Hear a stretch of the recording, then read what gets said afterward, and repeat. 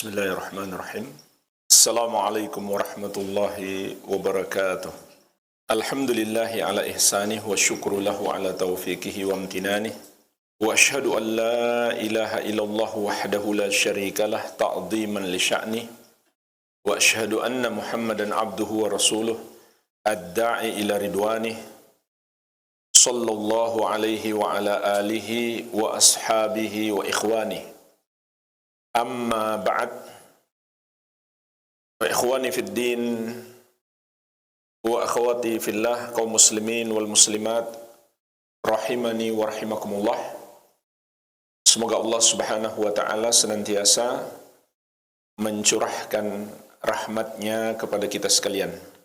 Kita lanjutkan pembahasan adab-adab yang mulia, memasuki adabul istiqadh minan naum. Adab-adab bangun tidur. Pembahasan adab-adab ini menunjukkan kepada kita betapa indahnya dan lengkapnya ajaran Islam yang datang membawa kemaslahatan bagi kita dan mengatur seluruh aspek kehidupan kita, termasuk bagaimana adab yang baik agar kita meraih kemaslahatan di dunia dan di akhirat ketika bangun tidur, juga diatur di dalam Islam. Di sini kita akan membahas 11 adab. Yang pertama, musyahadatu nikmatillahi azza wa jalla. Mengakui nikmat Allah Subhanahu wa taala. Dan ini salah satu bentuk rasa syukur. Dan lengkapnya bersyukur itu dengan 3 rukun. Yang pertama dengan hati, yaitu kita mengakui segala nikmat datangnya dari Allah Subhanahu wa taala. Termasuk nikmat yang sangat besar, kita bisa tidur, kemudian bangun lagi dari tidur. Ini 2 nikmat sekaligus yang sangat besar yang Allah berikan kepada kita. Ada orang yang terkena penyakit sehingga nggak bisa tidur. Bayangkan capeknya, lelahnya. Bukan hanya lelah fisik, secara psikis pun dia terganggu. Ada pula orang yang ketika tidur sulit untuk bangun. Terlebih lagi dia tidak bangun untuk sholat subuh. Allah berikan kita nikmat bisa bangun sholat subuh adalah nikmat yang sangat besar. Apalagi kalau kita bangun untuk sholat tahajud terlebih dahulu. Dan ada orang yang tidur sudah tidak bangun-bangun lagi. Kita masih bisa bangun, berarti nikmat yang Allah berikan kepada kita harus kita syukuri. Seringkali kita tidak menyadari nikmat ini. Mungkin kita anggap ini hanya suatu rutinitas atau hal yang alami, yang biasa saja. Padahal ini adalah nikmat yang sangat besar. Dalam setiap sisi kehidupan kita, persaksikan nikmat Allah padanya. Akui ada nikmat Allah padanya. Yang kedua, bersyukur dengan lisan, yaitu dengan memuji Allah dan menyandarkan nikmat itu kepada Allah. Sebagaimana insyaallah nanti akan kita sebutkan doa-doa khusus untuk memuji nikmat tidur dan nikmat bangun tidur yang Allah berikan kepada kita. Jangan kita lupakan Allah, lalu kita hanya mengatakan, saya bisa tidur nyenyak karena kamarnya ada AC-nya. Atau kasurnya nyaman, seakan kita lupakan Allah yang memberikan nikmat tidur itu kepada kita. Dan itu seperti ucapan Qarun, utituhu ala ilmin indi. Kata Qarun, saya dapat harta ini karena ilmu yang saya miliki, yaitu ilmu bisnis. Qarun adalah gambaran orang yang tidak bersyukur atas nikmat yang Allah berikan kepadanya. Yang ketiga, bersyukur dengan seluruh anggota tubuh kita, yaitu menggunakan segala nikmat yang Allah berikan kepada kita untuk menaatinya. Oleh karenanya hakikat syukur adalah beribadah kepada Allah Subhanahu wa ta'ala, menjalankan perintahnya dan menjauhi larangannya. Dan di balik tidur itu juga ada nikmat. Contoh, orang yang tidur terselamatkan dari berbagai macam musibah di luar rumah ataupun maksiat. Betapa banyak orang yang malamnya dihabiskan dengan kemaksiatan sampai enggak tidur. Dan betapa banyak orang yang tertimpa musibah sehingga enggak bisa tidur. Jadi subhanallah, banyak sekali nikmat Allah yang diberikan kepada kita dalam tidur. Mengistirahatkan fisik, mengistirahatkan batin, menyehatkan jiwa, harus kita syukuri. Ini yang pertama. Yang kedua, ketika bangun tidur, hendaklah kita usap wajah kita dengan dua tangan kita. Sebagaimana dalam hadis yang diriwayatkan Al-Bukhari dan Muslim dari Ibnu Abbas radhiyallahu taala anhuma, beliau menceritakan ketika melihat Rasulullah sallallahu alaihi wasallam bangun tidur, thumma istayqadha Rasulullah sallallahu alaihi wasallam famasaha an-naum an wajhihi biyadihi. Rasulullah sallallahu alaihi wasallam ketika bangun tidur mengusap bekas tidur dari wajah beliau. Jadi ini termasuk sunnah. Intinya membersihkan wajah kita. Mungkin di bagian mata ada kotoran ataupun di bagian yang lainnya. Dibersihkan dengan tangan kita ketika bangun tidur, ini sunnah. Adab yang ketiga, membaca zikir dan doa kepada Allah Subhanahu wa ta'ala.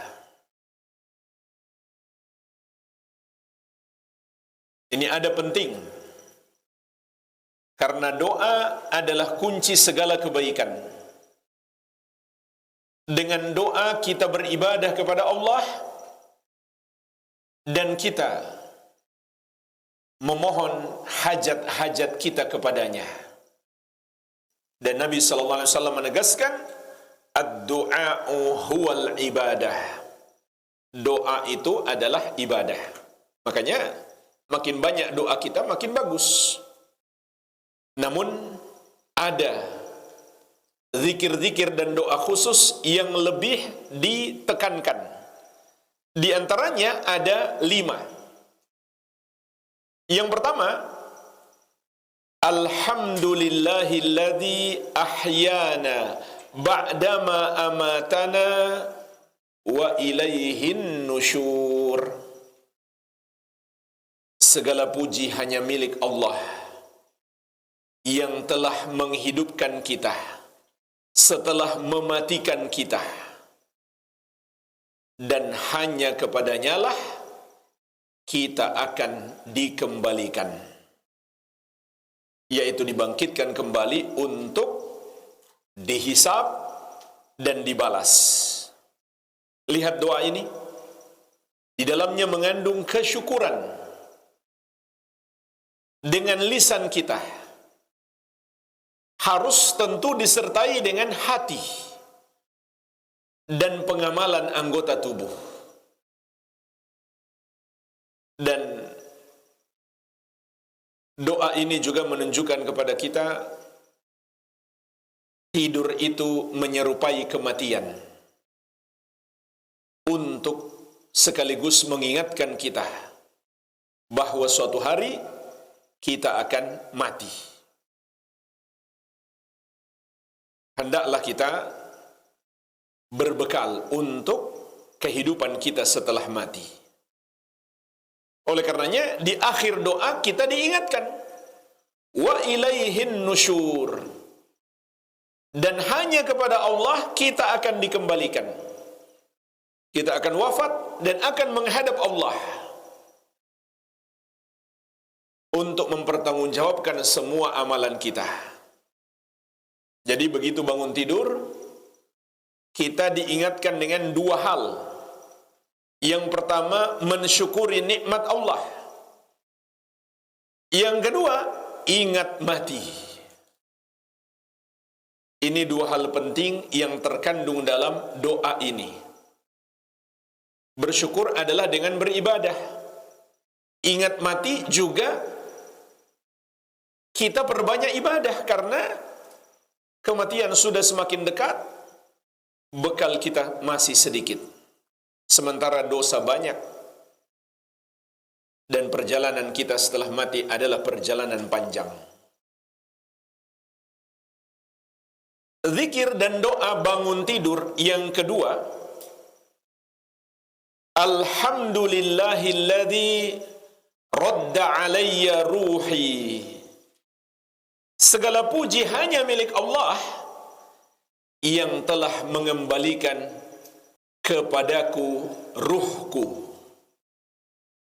Wa afani fi jasadi, dan telah memberikan kepadaku afiah pada jasadku. Wa adhina li bidzikrihi, dan mengizinkan aku untuk berzikir kepadanya. Juga sama dengan sebelumnya, mengingatkan kepada kita tidur dan bangun tidur, keduanya adalah nikmat yang harus kita syukuri. Ditambah lagi nikmat Allah masih berikan kesehatan, dan nikmat terbesar Allah masih mengizinkan kita untuk berzikir kepadanya. Dan hakikat zikir mencakup ucapan dengan lisan, hati yang khusyuk dan memahami apa yang kita baca, dan mengamalkan dengan anggota tubuh. Contoh, kita ucapkan la ilaha illallah, maka kita paham maknanya, yaitu la ma'budu haqqun illallah, tidak ada yang berhak disembah kecuali Allah. Kita yakin kebenarannya bahwa semua yang disembah selain Allah adalah salah, dan kita khusyuk ketika membacanya. Kemudian kita amalkan, yaitu kita murnikan ibadah kita hanya untuk Allah semata. Tidak sedikit pun kita berikan kepada selain Allah. Zikir dan doa bangun tidur yang ketiga adalah membaca 10 ayat terakhir dari surat Ali Imran. Tetapi jamaah sekalian, yang dimaksud 10 ayat di sini dimulai dari ayat 190. Inna fi khalqis samawati wal ardi wa ikhtilafil laili wan nahari la ayatil li ulil albab.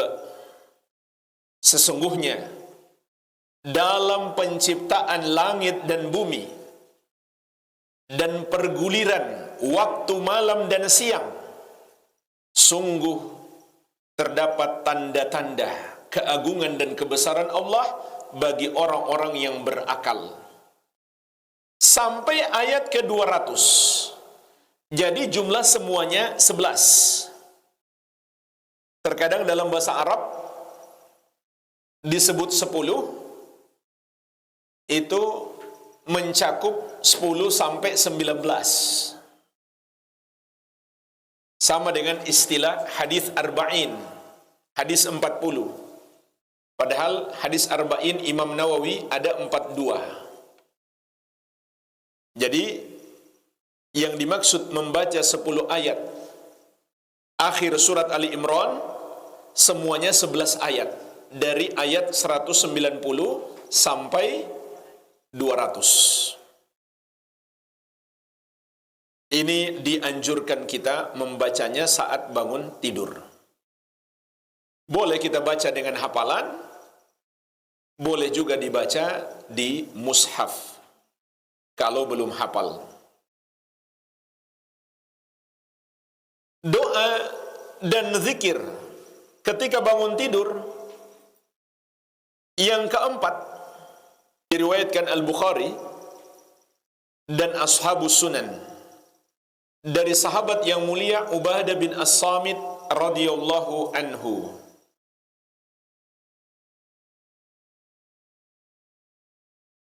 Rasulullah sallallahu alaihi wasallam bersabda, "Man ta'arra minal laili," barang siapa terbangun di waktu malam, faqal, lalu dia membaca la ilaha illallah wahdah,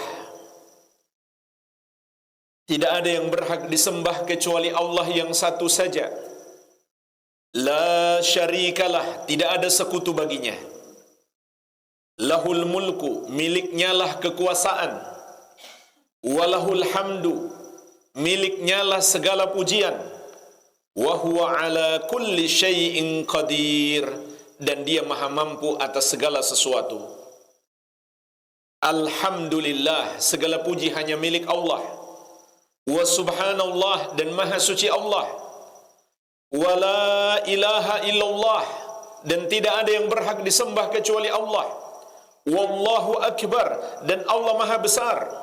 Wala hawla wala quwwata illa billah, dan tidak ada upaya, tidak pula ada kekuatan kecuali dengan pertolongan Allah Subhanahu wa taala.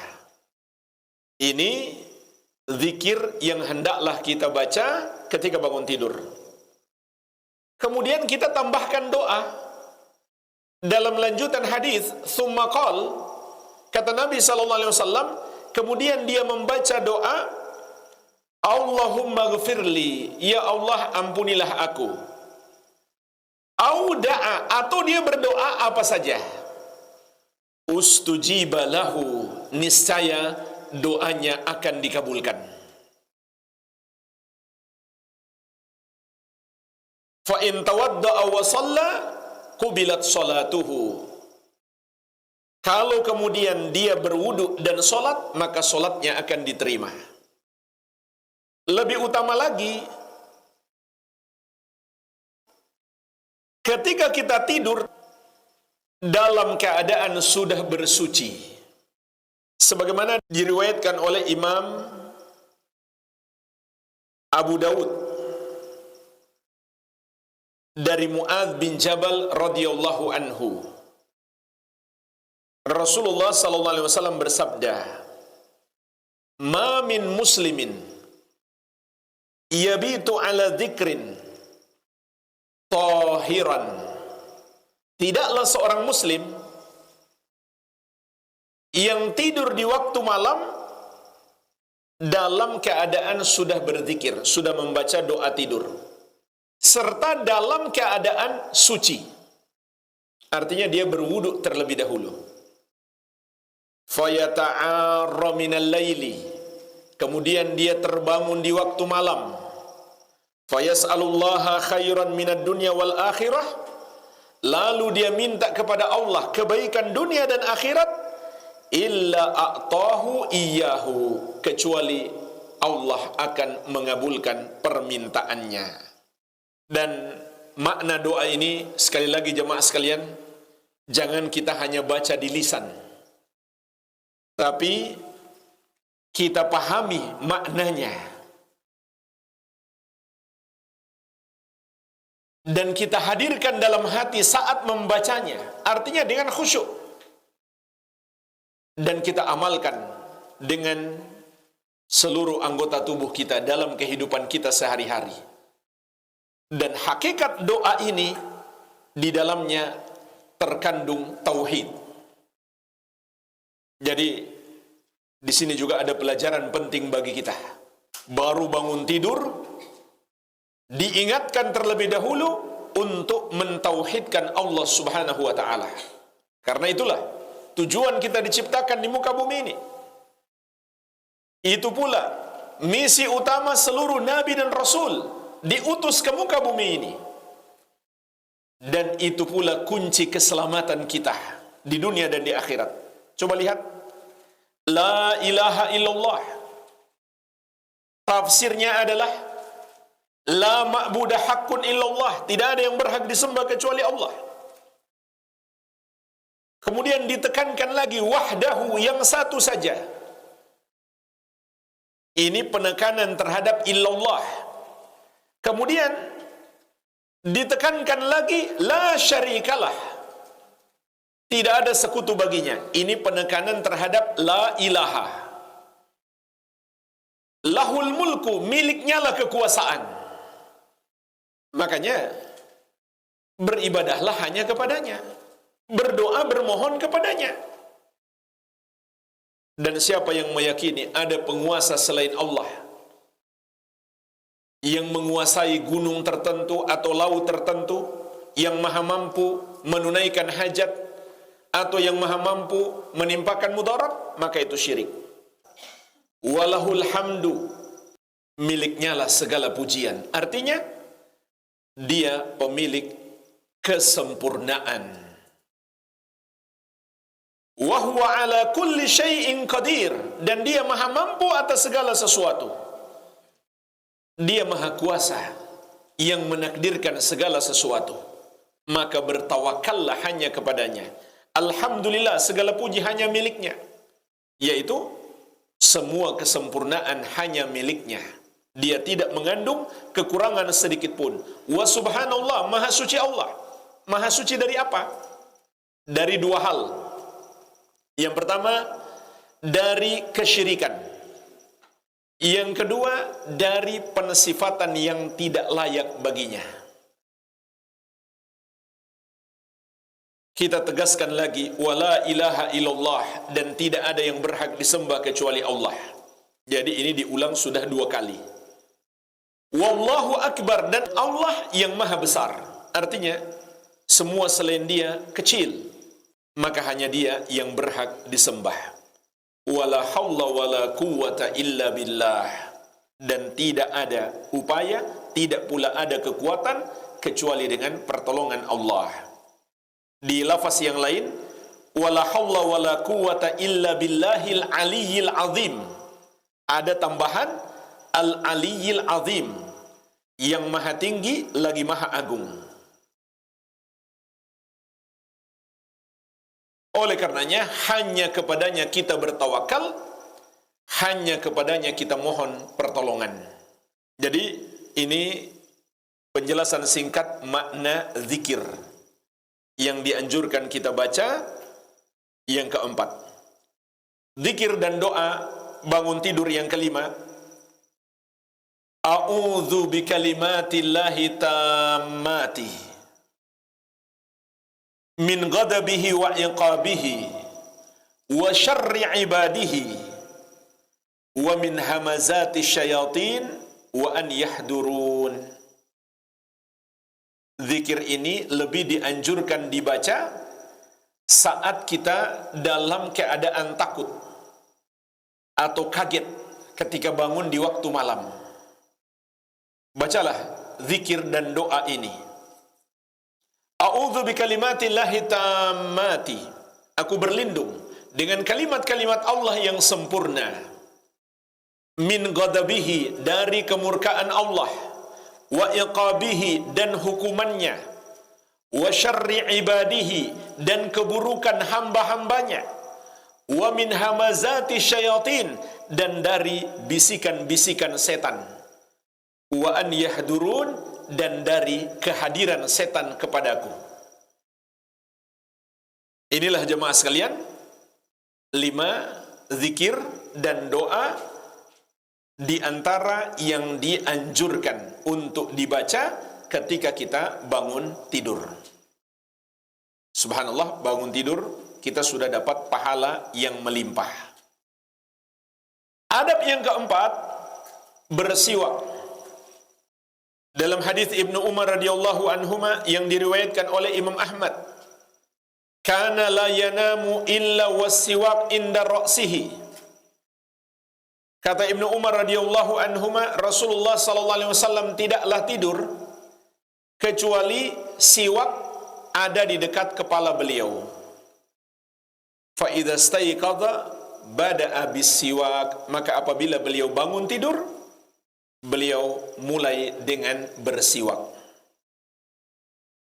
Ini termasuk sunnah dan ada penting untuk berzikir kepada Allah dan solat tahajud ataupun solat subuh, bersiwak dulu dan sebelum berbicara dengan orang.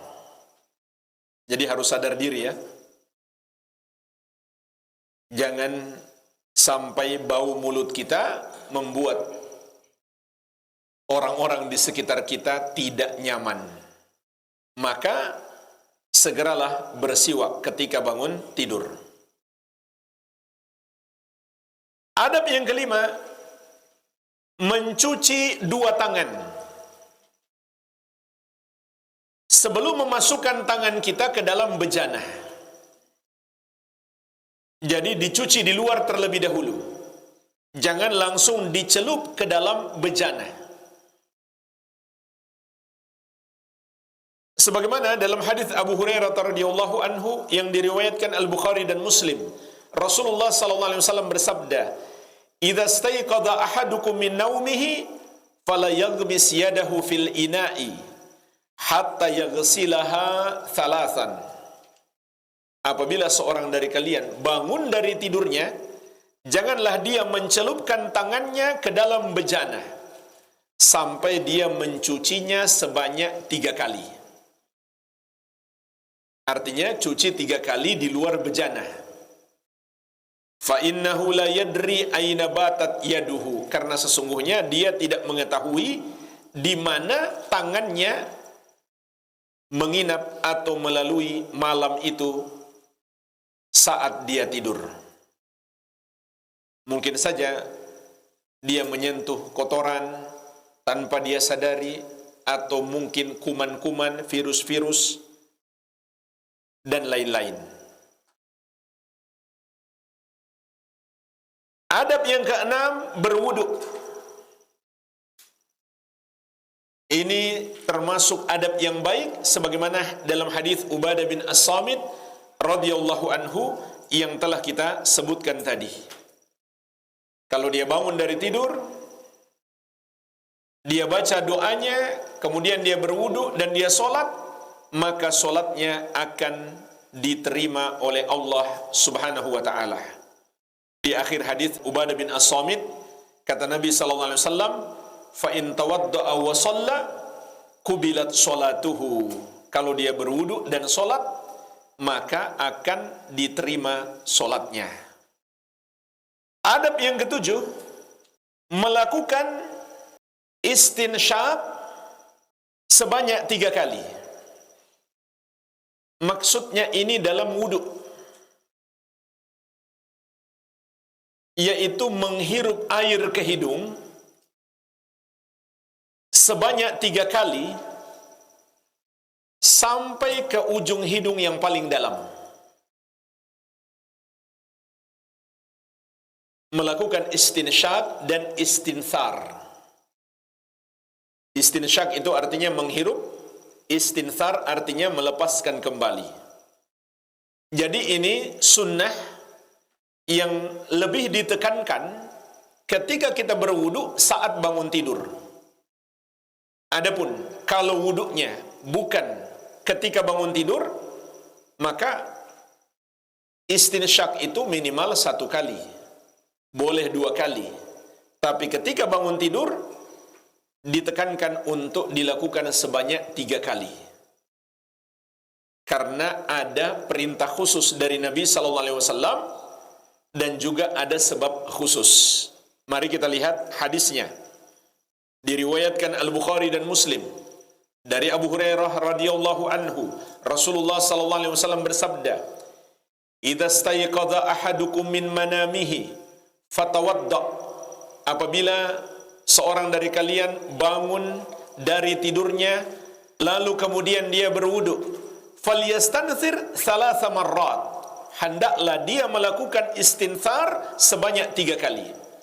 Menghirup air ke hidung sampai bagian hidung yang paling dalam, kemudian dikeluarkan kembali. Jadi ini bagian dari wudu ya. Bukan secara khusus dia cuma masukkan air ke hidung, tidak. Ini bagian dari wudu. Kenapa dia harus melakukan itu? Fa inna syaitana yabitu ala khayashimihi. Karena setan menginap di lubang hidungnya. Jadi ini juga cara mengusir setan. Adab yang ke-8, melakukan sholat, yaitu sholat tahajud, sholat lail, ataupun sholat witir. Dalam hadis Abu Hurairah radhiyallahu anhu yang diriwayatkan Al-Bukhari dan Muslim, Rasulullah sallallahu alaihi wasallam bersabda, "Yaqidu syaitan ala qafiyati ra'si ahadikum idza huwa nama thalatha uqad."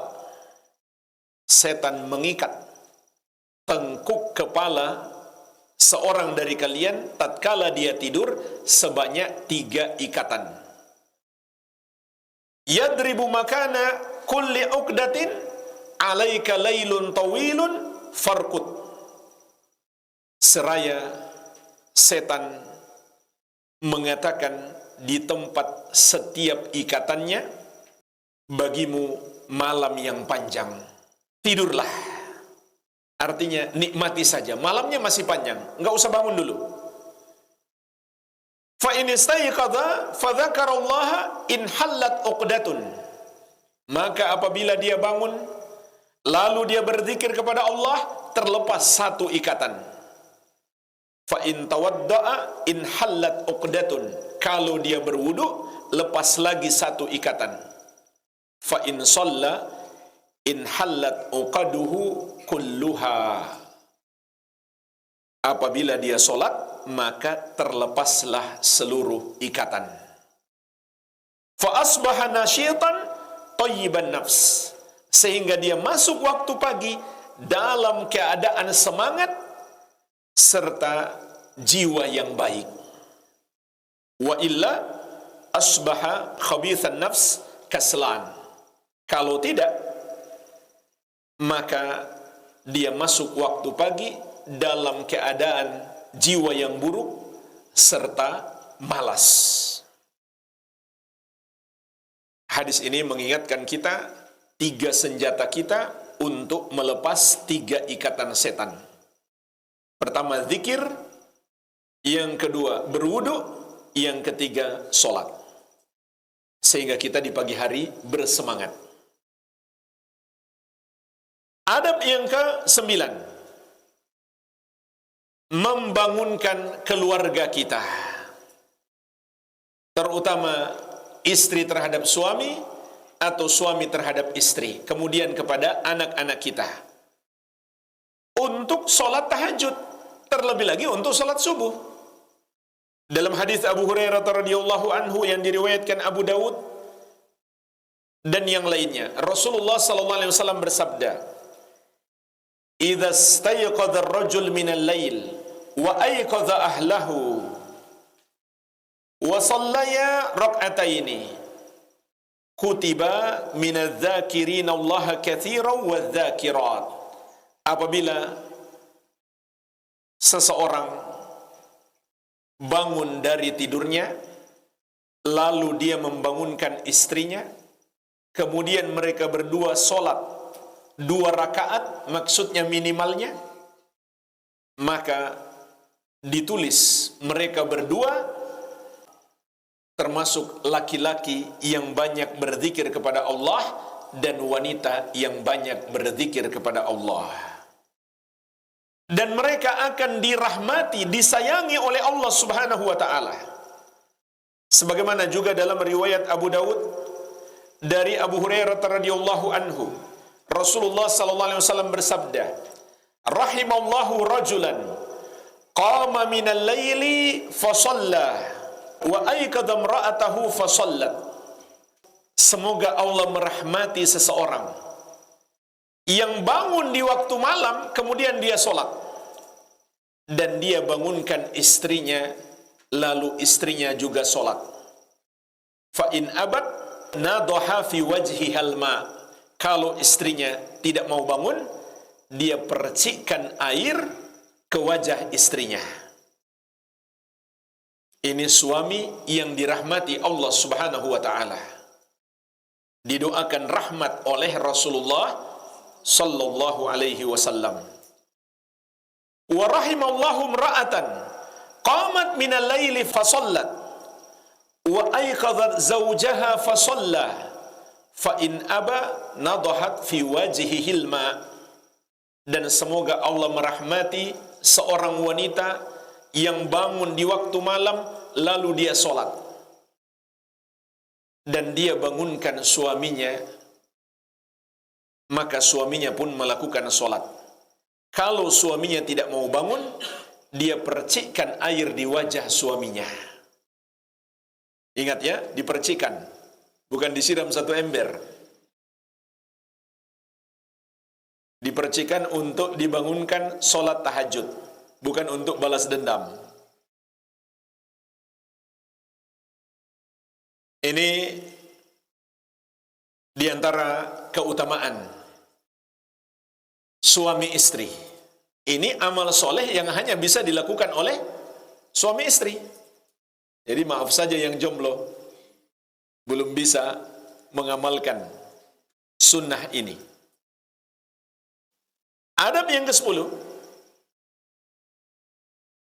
bangun lebih pagi. Makin pagi kita bangun, makin bagus. Dan kita pun mulai beraktivitas makin awal, makin baik.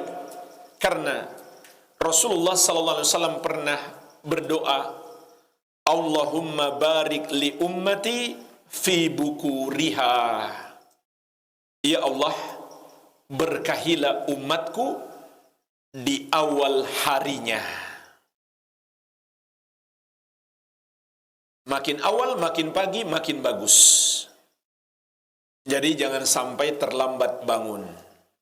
Keberkahan hari akan kita dapatkan dari Allah Subhanahu wa taala kalau kita bangun lebih cepat dan beraktivitas lebih cepat. Oleh karenanya jemaah sekalian, di sini juga ada pelajaran bagi kita. Jangan tidur terlalu malam. Karena akan sulit kita bangun di waktu pagi lebih cepat. Adab yang ke-11 yang terakhir, hendaklah kita merapikan dan membersihkan tempat tidur kita. Jangan dibiarkan acak-acakan, jangan dibiarkan kotor.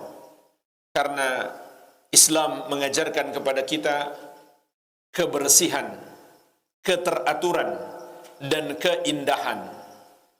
Rasulullah sallallahu alaihi wasallam bersabda, "Innallaha jamilun yuhibbul jamal." Sesungguhnya Allah Maha Indah serta mencintai keindahan.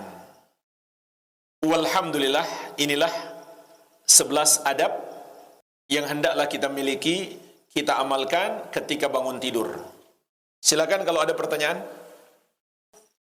Katanya kalau anak yang tidak pernah bermimpi dengan orang tua yang sudah meninggal itu anak baik. Nah, anak yang sering bermimpi bertemu bapak ibu yang sudah meninggal itu katanya anak durhaka, maksudnya gak baik gitu loh. Oh, jawabannya itu tidak ada dalilnya. Orang bermimpi tentang ayah dan ibunya menunjukkan dia anak durhaka, itu tidak ada dalilnya. Dan mimpi itu ada 3 macam. Mimpi baik datangnya dari Allah Subhanahu wa ta'ala. Mimpi buruk datangnya dari setan, dari gangguan dan godaan setan. Yang ketiga, mimpi hadithun nafs, hanya bisikan jiwa. Mungkin dia banyak memikirkannya sampai ke bawah tidur, atau juga disebut bunga-bunga tidur. Jadi ini 3 macam mimpi. Lalu gimana menyikapi 3 macam mimpi ini? Kalau kita mimpi baik, maka kita bersyukur. Karena itu dari Allah Subhanahu wa ta'ala. Dan kita berdoa, semoga Allah anugerahkan kebaikan tersebut. Kalau itu mimpi buruk, maka hendaklah kita meniup dengan sedikit ludah ke sebelah kiri sebanyak 3 kali. Tapi jangan sampai orang di sebelah kiri kena ludah kita. Kemudian baca doa minta perlindungan kepada Allah seperti a'udzubillahi minasyaitonirrajim. Sebagaimana disebutkan dalam sebuah hadis, Rasulullah sallallahu alaihi wasallam bersabda, "Ar-ru'ya minallah." Mimpi baik dari Allah Subhanahu wa taala. Wal hulm minasyaitan. Sedangkan mimpi buruk dari setan. Fa idza ra'a ahadukum syai'an yakrahuhu, maka apabila seorang bermimpi buruk, falyanfuth an yasarihi 3 marratin. Hendaklah dia meniup dengan sedikit ludah ke sebelah kirinya sebanyak 3 kali. Wal yata'awwadz billahi min syarriha, dan meminta perlindungan kepada Allah dari keburukan mimpi itu. Fa innaha lan tadurrahu, maka mimpi itu tidak akan membahayakannya. Apalagi yang harus dia lakukan? Dalam riwayat yang lain ada tambahan, wal yatahawwal an janbihi alladhi kana alaihi. Hendaklah dia rubah posisi. Hendaklah dia rubah posisi tidur. Dan kalau dia bangun untuk berwudu dan sholat, maka itu lebih baik lagi.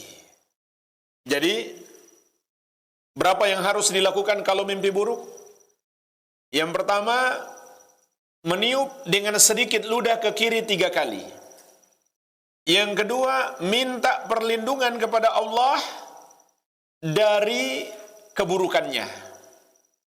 Yang ketiga, pindah posisi. Yang keempat, kalau dia bangun untuk sholat, lebih afdal. Dan yang kelima, jangan diceritakan kepada siapapun. Ini 5 hal yang harus dilakukan kalau mimpi buruk. Wallahu a'lam. Lebih dan kurangnya saya mohon maaf. Wabillahi taufik. Subhanakallahumma wa bihamdik. Asyhadu an la ilaha illa anta astaghfiruka wa atubu ilaik. Wa sallallahu ala nabiyina Muhammadin wa alihi wa sallam. Walhamdulillahi rabbil alamin. Wassalamualaikum warahmatullahi wabarakatuh. Al-Amwah menemani ibadahmu juga hijrahmu.